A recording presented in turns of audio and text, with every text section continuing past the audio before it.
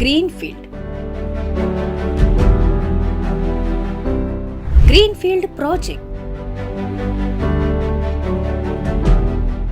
Machilipatnam greenfield deep sea port అసలేమిటిది? Deep sea పోర్టుకు గ్రీన్ఫీల్డ్కు సంబంధమేమిటి?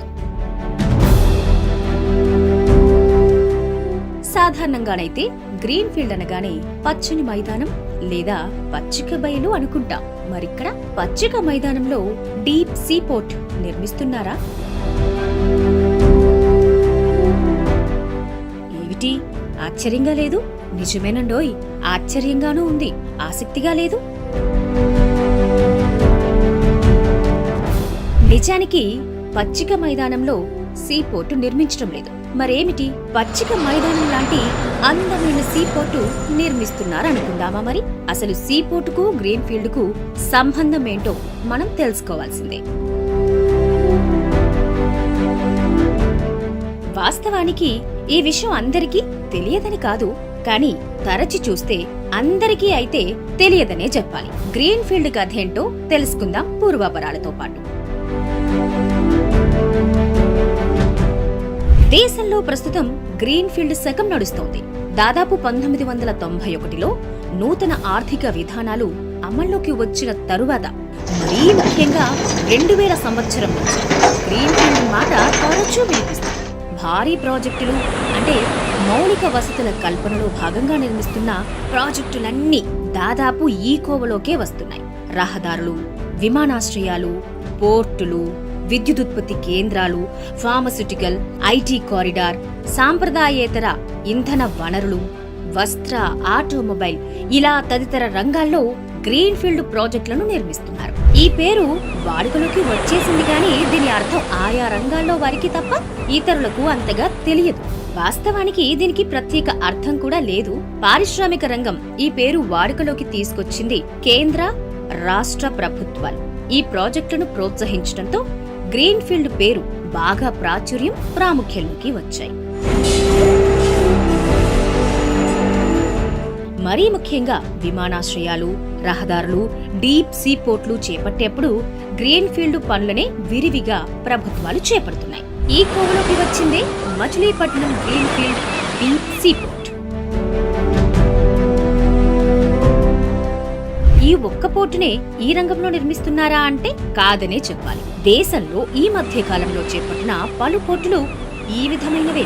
ప్రస్తుతం దేశంలో మహారాష్ట్రలోని వాధావన్, కేరళలోని విజింజం, ఆంధ్రప్రదేశ్లోని మూలపేట, మచిలీపట్నం పోర్టులు ఈ కోవలోనివే.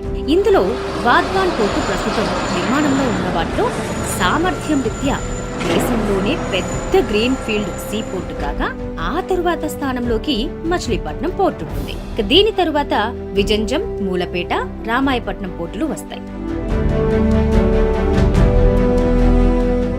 ఇక మనం మచిలీపట్నం పోర్టు గురించిన మరింత వివరాలు తెలుసుకునే ముందు అసలు గ్రీన్ఫీల్డ్ పోర్టు ఎలా అయ్యిందో తెలుసుకోవాలి.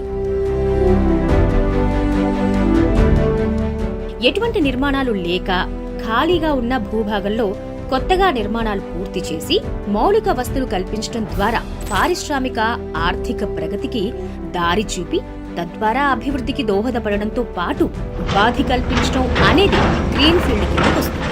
ఒక్క మాటలో చెప్పాలంటే అసలేమీ లేని చోట అన్ని హంగులతో కొత్త ప్రాజెక్టు నిర్మించడం, అది ఏ రంగంలోనైనా. అందులో భాగంగా పర్యావరణ పరంగా అనుకూల నిర్మాణాలతో పాటు ఆధునిక సాంకేతిక పరిజ్ఞానం అందుబాటులోకి తీసుకురావాలి. ఇందులో పూర్తిగా ప్రైవేటు భాగస్వామ్యమైనా ఉంటుంది, లేదా ప్రభుత్వ పెట్టుబడులైనా ఉంటాయి, లేక పీపీపీ పద్ధతిలో ప్రభుత్వ, ప్రైవేటు భాగస్వామ్యం ఉంటుంది.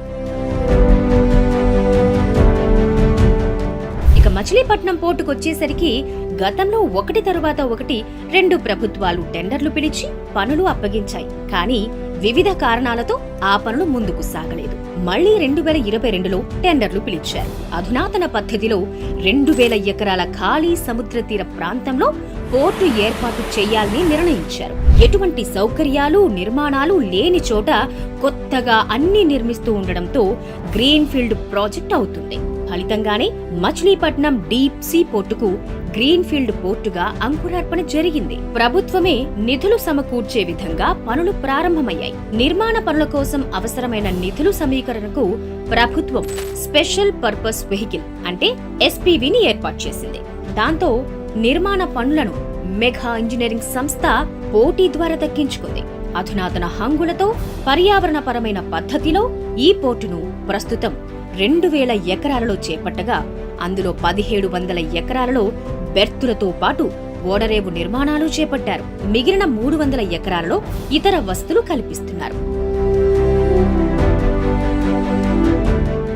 ఈ పోర్టులో మొత్తం 4 బెర్తులు నిర్మిస్తున్నారు. ఇందులో 2 తూర్పు వైపునకు, మరో 2 పశ్చిమ దిశగా నిర్మిస్తున్నారు.